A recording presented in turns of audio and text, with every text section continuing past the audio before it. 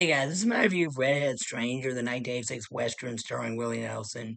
He plays a preacher named Julian who moves to Driscoll, Montana with his wife and becomes the pastor of the church there.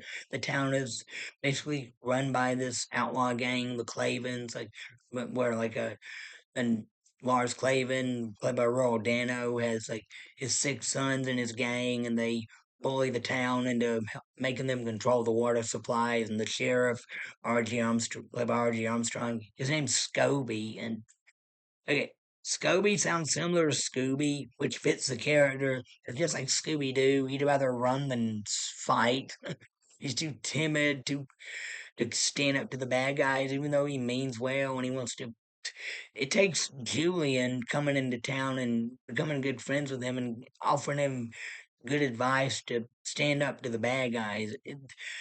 And then Julian's wife Rachel, played by Morgan Fairchild, she hates it in Driscoll. I mean, the one of the things them outlaws do when they try to get rid of Julian is like put this like ant wild dead animal's head up in the on the door or something to scare his wife, and Julian tells the sheriff, and he says, "I can't arrest him for scaring your wife." Okay, they were stalking. If you do that, then you're stalking someone, and if you scare them, it's a possibility they could have a heart attack and die.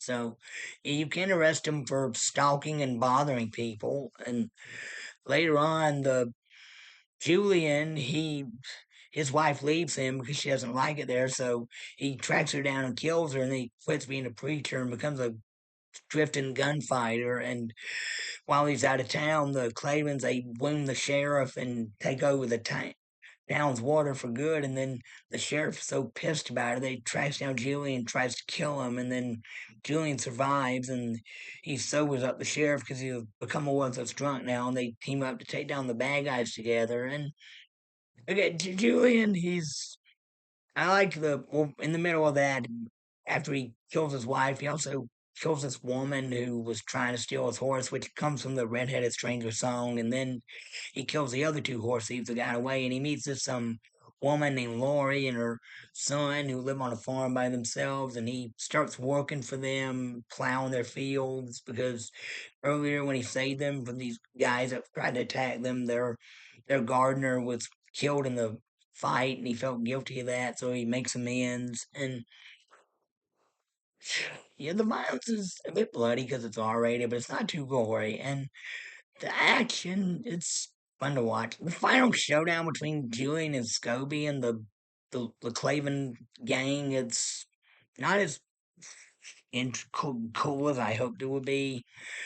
But it has a moment at the end where some of the townspeople finally get up enough courage to help out. But other than that, this movie's all right. It's not one of the best westerns, but it's cool. And this Redheaded Stranger song is a good song. Other than that, I give this movie a thumbs up. But it really frustrated me how the sheriff was such a wimp, how the people of the town are too stupid and cowardly to realize, hey, we probably outnumber those guys because they're just like six or seven of them, and there's like hundreds of us. If we just surrounded them, they'd drop their guns and run. Nobody ever thinks that.